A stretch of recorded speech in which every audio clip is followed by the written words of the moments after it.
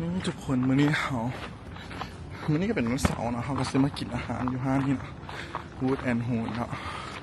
ก็เขามากันเป็นครอบครัวมื้อนี้8 คนเลยไปเดี๋ยวเข้าไปนั่งกันเขาจะมาอัปเดตอาหารว่ามีอย่างแน่เนาะ8 คนเด็ก2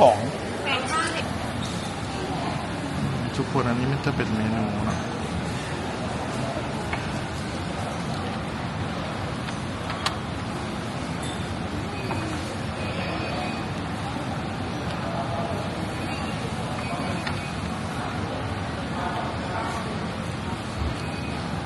พวกเขากินตัวราคา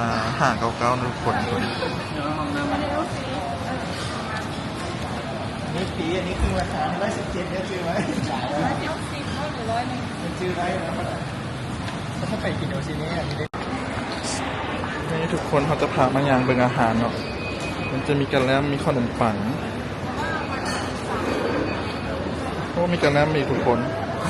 บูเดนหูครับเป็นพวกน้ำ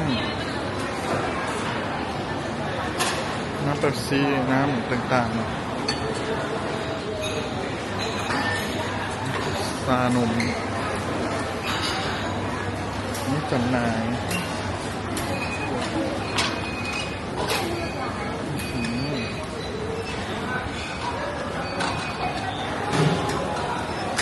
ทุกคนอาหารสดๆเลยโอ้โหจะฝากได้เลยอาหารนี่ค่ะคันทุกคนโอเคเลยมีพิซซ่าอีกแซ่บขนาดเลยว่าเมนูเป็นอาหารร้านที่ไทยทั่วไปคนอาหารเขากินอะไร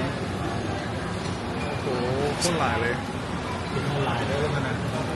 กินทำมันมดอันนี้มีแซ่บสุดๆก่อนได้ข่าว